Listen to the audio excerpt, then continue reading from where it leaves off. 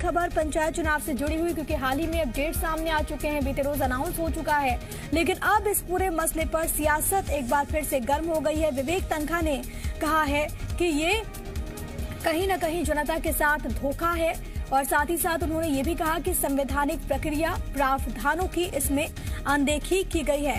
तो कांग्रेस पार्टी की ओर से सवाल उठाए गए हैं और अब इसके खिलाफ कांग्रेस पहले मुख्य रूप से सामने आई थी कि आरक्षण और परिसीमन को लेकर कोर्ट जाएंगे, क्योंकि ये असंवैधानिक है। इसको लेकर पंचायती राज अधिनियम का हवाला भी कांग्रेस की ओर से दिया जा रहा था, कीर्ति।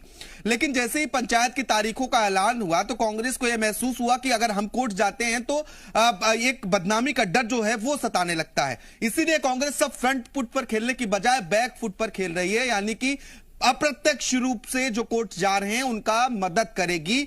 जो भी पंचायत पूर्व सरपंच या फिर इस प्रकार के कोई भी व्यक्ति अगर कोर्ट जाते हैं तो उसे कांग्रेस का पूरा सपोर्ट होगा, संवैधानिक सलाह दी जाएगी, जो जरूरतें होंगी उसे भी कांग्रेस पूरा करेगी। क्योंकि अब कांग्रेस प्रत्यक्ष रूप से नहीं बल्कि अप्रत्यक्ष रूप से इस मामले पर सामने आ चुकी है। कांग्रेस का यह कहना है कि जो पंचायत चुनाव हैं वो दलगत आधार पर नहीं होते हैं, इसलिए हम कोर्ट नहीं जाएंगे। लेकिन परिसीमन और आरक्षण गलत है। इसके अलावा मतदाता सूची भी प्रकाशित नहीं हुई थी, इसके पहले ही तारीखों का ऐलान हो गया। कांग्रेस का यह आरोप है, कीर्ति, कि राज्य निर्वाचन आयोग ने बीजेपी के दबाव में आकर आनन फानन में इन तारीखों का ऐलान किया है, जबकि अभी एक मामला कोर्ट में चल रहा है परिसीमन को लेकर, और आरक्षण की प्रक्रिया पूरी नहीं हुई है, मतदाता सूची अपडेट नहीं हुई है। ऐसे में यह आनन फानन में जारी की गई है तारीखें। अगर लोग कोर्ट जाते हैं तो हम उनका सहयोग करेंगे। लेकिन बड़ा सवाल, कीर्ति, यह है कि अगर कोई भी व्यक्ति अब दोबारा कोर्ट जाता है, क्योंकि एक याचिका पहले से कोर्ट में है जिस पर मामला चल रहा है, तो पंचायत चुनाव और देरी से हो सकते हैं अगर और भी व्यक्ति कोर्ट जाते हैं तो। ऐसे में कांग्रेस भी उन्हें सपोर्ट कर रही है।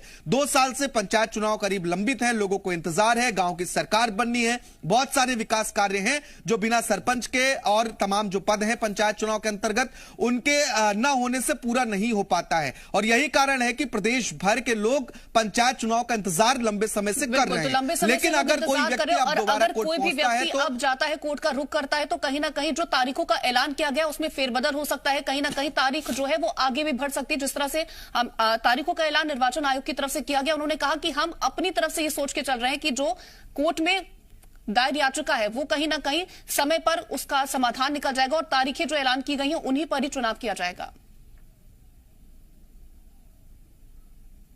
बिल्कुल कीर्ति, देखिए, राज्य निर्वाचन आयोग ने जब तारीखों का ऐलान किया उस वक्त उनसे भी ये सवाल किया गया कि एक मामला कोर्ट में चल रहा है, अभी उसके लिए 2 हफ्ते का समय दिया गया है, लेकिन आरक्षण और परिसीमन को लेकर विवाद है, ऐसे में और लोग कोर्ट जाएंगे तो क्या होगा।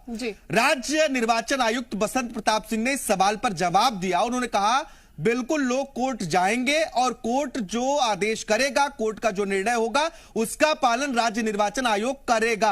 लेकिन पंचायत चुनाव कराना हमारी जिम्मेदारी है, इसलिए हम तारीखों का ऐलान कर रहे हैं। क्योंकि राज्य निर्वाचन आयोग और ऑलरेडी लेट है, पंचायत चुनाव और पहले हो जाने चाहिए थे, लेकिन अधिसूचना आई, इसके पहले भी कोरोना के कारण विलंब हुआ। अब परिस्थितियां ठीक हैं, कोर्ट में मामला जरूर है, जैसा कोर्ट कहेगा वैसा होगा, तारीखों में परिवर्तन भी हो सकता है। लेकिन क्योंकि राज्य निर्वाचन आयोग एक स्वायत्त संस्था है, संवैधानिक संस्था है, हिसाब से ही चुनाव करवाए जाएंगे। फिलहाल